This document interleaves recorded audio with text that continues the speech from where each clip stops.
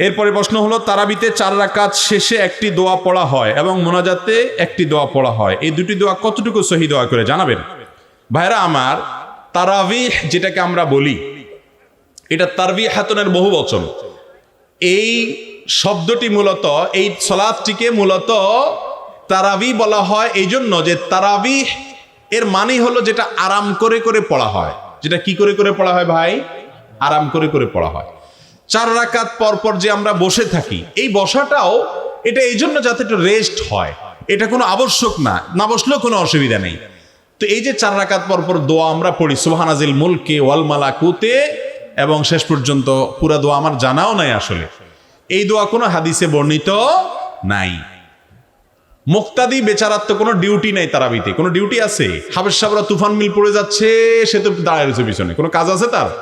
পুরো নামাজ বলতে গেলে সে রেস্টই করতেছে একরকম, কোনো কাজ নাই তো, শুনতেছে শুধু, তাই না? মুখ দিয়ে ফেনা ছুটতেছে তো হাবেশ সাহেবের।